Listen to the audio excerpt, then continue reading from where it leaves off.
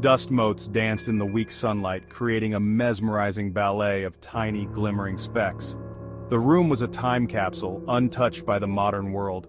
The air hung heavy, thick with the scent of decay and the musty aroma of aged wood and forgotten memories.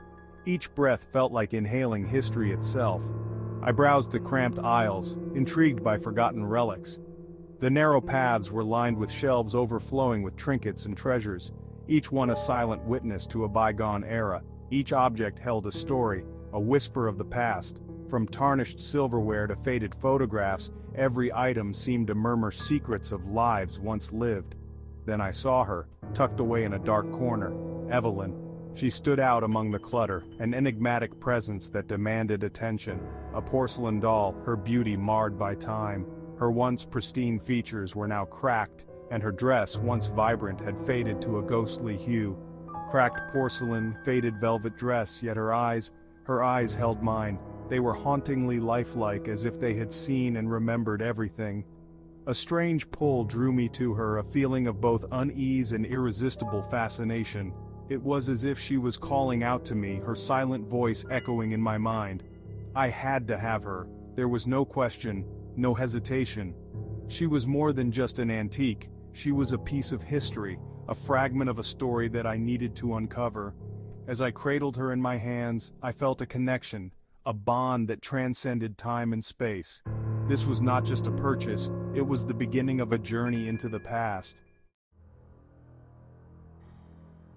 The shopkeeper, a frail old woman, watched me with unsettling intensity. Her eyes, though clouded with age, seemed to pierce through the very fabric of my being. It was as if she could see the curiosity and trepidation swirling within me.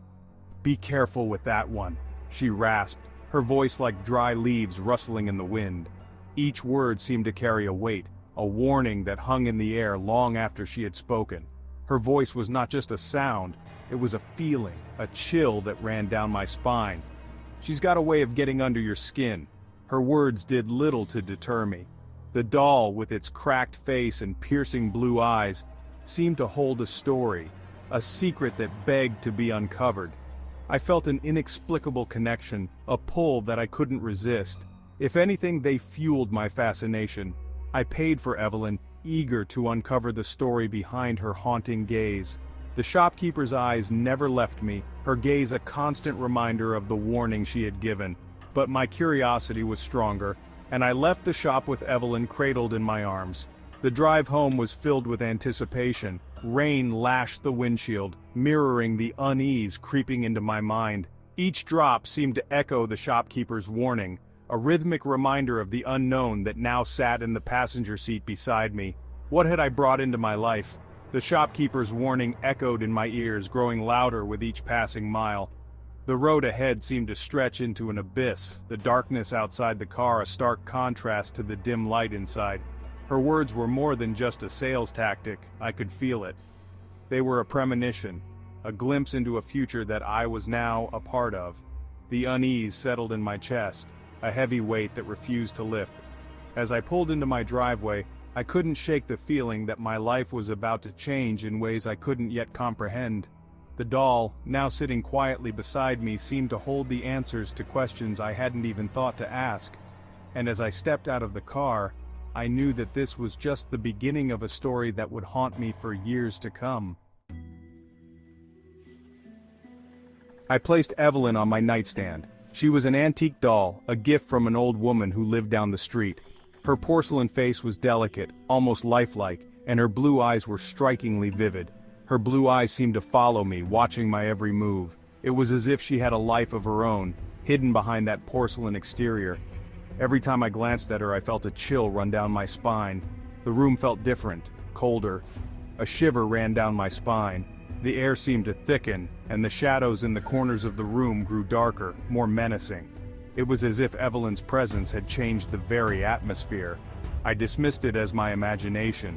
The old woman's words were getting to me. She had warned me about the doll, saying it had a history, a dark past. But I didn't believe in such things.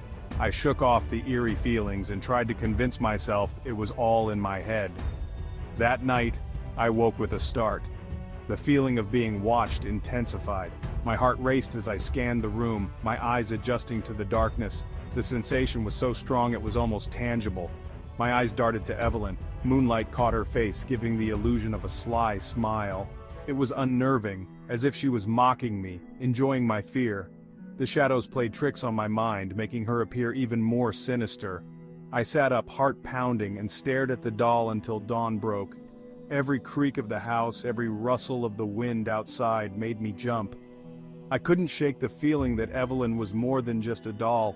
She was something else, something that watched and waited.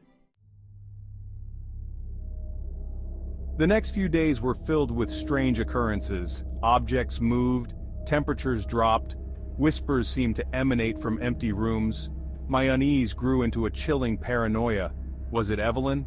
Was the shopkeeper right? Sleep offered no escape. The whispering continued, growing louder, clearer. I could almost make out words, whispers of my name laced with malice. My nights were plagued by nightmares, each one featuring Evelyn's cold, unblinking eyes. Section 5. The temperature drops. The temperature in my home became unbearable. It was as if an icy hand had gripped my house, the air thick with an unnatural chill. The change was most noticeable near Evelyn. The air around her felt frigid, almost painful to touch. I started avoiding certain rooms, the cold too intense, the feeling of dread too overwhelming. My once warm home had become oppressive, suffocating. The change was unnerving, a constant reminder of Evelyn's presence. Section 6. Shadows and movements. Shadows danced at the edge of my vision. Glances in the mirror revealed fleeting glimpses of a figure lurking just behind me, always gone when I turned around. My paranoia spiraled. Was I losing my mind? It wasn't just shadows. Objects moved. Doors creaked open and closed on their own. Footsteps echoed in the hallway, slow and deliberate. I was living in a nightmare, haunted by an unseen entity that seemed to feed off my terror. Section 7. Consumed by Evelyn. My life revolved around Evelyn. I neglected work, friendships, even basic self-care. Days blurred into a paranoid haze. I was obsessed, consumed by the doll and the terrifying phenomena surrounding her. The whispers continued, no longer just at night. They followed me throughout the day, taunting me, threatening me. Evelyn's presence was inescapable, a suffocating weight pressing down on me. One night, I woke to a sound that chilled me to the bone. Laughter, soft, childish laughter coming from the foot of my bed. My blood ran cold. It wasn't a child's laughter. It was Evelyn's. And then, she moved.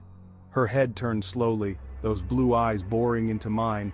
Her porcelain lips curled into a cruel smile.